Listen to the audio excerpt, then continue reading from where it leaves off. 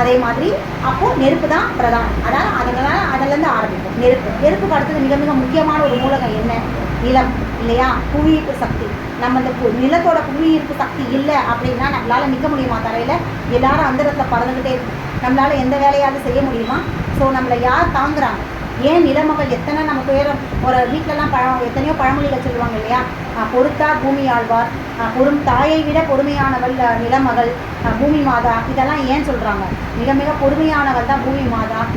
சீதையை விட பொறுமையானவள் பூமி மாதா. சீதையோட தாய் தான். ஏன்னா ரொம்ப பொறுமையாக அசோகவனத்தில் ராவணன் கொடுத்த டார்ச்சரில் இருந்தாங்க. இதெல்லாம் சும்மா ஒரு புராண கதைகள் சொல்கிற விஷயம் தான். இதை ஏன் சொல்கிறேன் அப்படின்னா, நம்ம முன்னோர்கள் சொன்ன எல்லா புராணங்களும் இதிகாசங்களும் வெறும் கதையாவோ கட்டுக்கதையாவோ மட்டுமே அதை கடத்திட்டு போகக்கூடாது. அதில் அவங்க சொல்ல அந்த தத்துவம் என்ன, அதுக்கு பின்னாடி ஒரு தத்துவத்தை அடிப்படையாக கொண்டும் ஒரு நல்ல விஷயங்கள், ஒரு மாரல் வேல்யூவை மனிதர்களுக்கு கடத்தணும் அப்படிங்கிற அடிப்படை நோக்கத்தோடு தான் இந்த புராண கதைகள் உருவாகிருக்கலாம். இதில் கட்டுக்கதைகளும் இருந்திருக்கலாம், உண்மை சம்பவங்களும் இருந்திருக்கலாம். அதெல்லாம் நமக்கு தேவையில்லை. நமக்கு தேவை என்ன? அன்னப்பறவை மாதிரி பாளையம் தண்ணியை கலந்து வச்சாலும் நமக்கு தேவையான விஷயங்களை நம்ம எடுத்துக்கணும். சரிங்களா? நமக்கு என்ன தேவை? அதுக்கு பின்னாடி இருக்கிற தத்துவம்.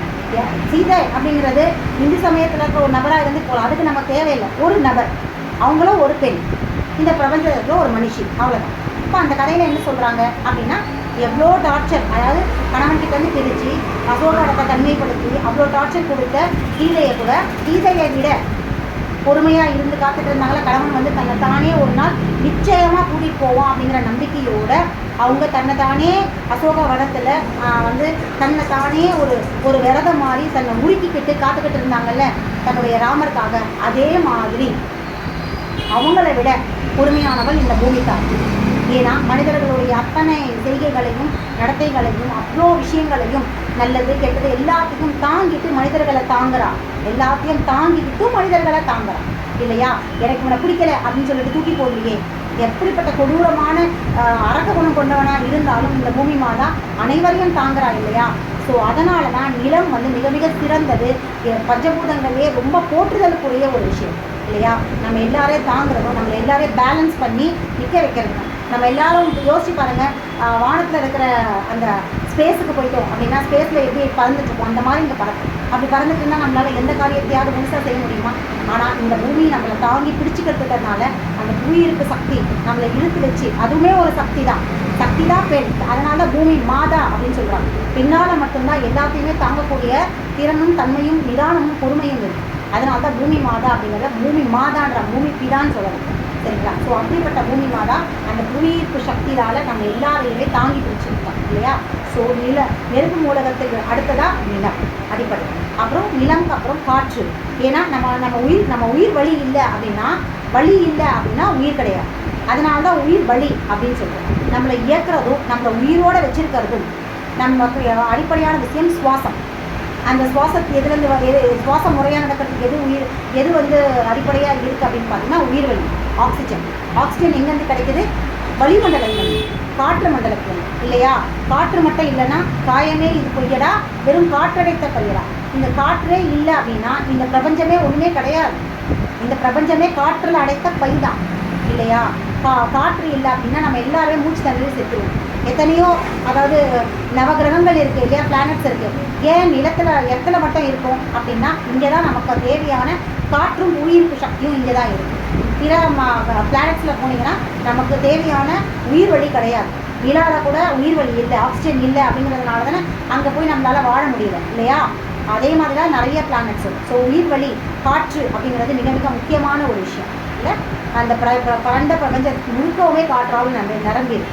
ஸோ நிலத்துக்கு அப்புறம் மிக மிக முக்கியமான ஒரு உயிர் சக்தி கொண்டது எது அப்படின்னு பார்த்தீங்கன்னா காற்று.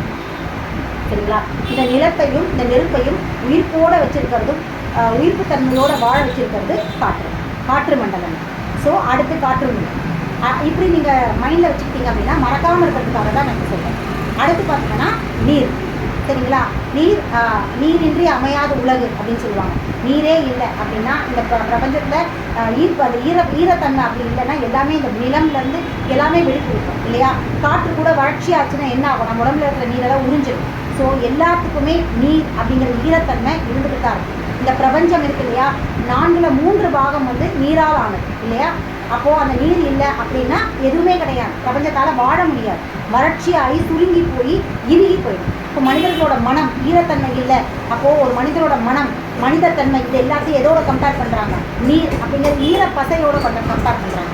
பிற பஞ்சபூதங்களை விட ஏன் மற்ற பஞ்சபூதங்களோட மனிதத்தன்மையும் மனிதாபிமானத்தையும் மனிதனுடைய மனதையும் கம்பேர் பண்ணுறதில்லை அப்படின்னு பார்த்தோன்னா அது எல்லாமே வறண்ட பகுதிகள், வறண்ட மூலகங்கள், வறண்ட பூதங்கள். ஆனால் நீர் அப்படிங்கிறது ஈரத்தன்மை இருக்குது, எப்போவுமே ஒரு குளிர்ச்சி தன்மை கொடுக்கும், ஒரு இதத்தை கொடுக்கும், ஒரு அமைதியான ஒரு மனநிலையையும் சூழலையும் கொடுக்கும். அதனால தான் மனிதனுடைய மனதையும் மனிதத்தன்மையும் மனிதாபிமானத்தையும் ஈரப்பசை நிறைந்த மனம், ஈரம் இருக்கிற மனம் அப்படின்னு சொல்லுவாங்க.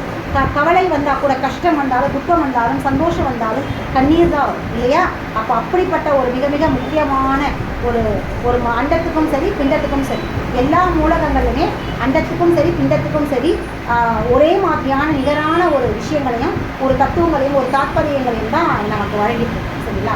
ஸோ இந்த அண்டத்தையும் ஈரத்தன்மையோடும் மனிதத்தன்மையோடும் ஒரு இரக்கத்தோடையும் தாட்சண்யத்தோடையும் வச்சிருக்கிறது நீர் தான். அதே மாதிரி மனிதனையும் ஈரத்தன்மையோடையும் மனிதாபிமானத்தை இன்னைக்கும் என்ன சொல்லுவாங்க, நல்லார் ஒருவர் உளரே அவர் பொருட்டு யாவருக்கும் பெய்யுமா மழைன்னு தான் சொல்கிறாங்க, வெயிலுன்னு சொல்லலையே. ஏன் மழையை சொல்கிறாங்க?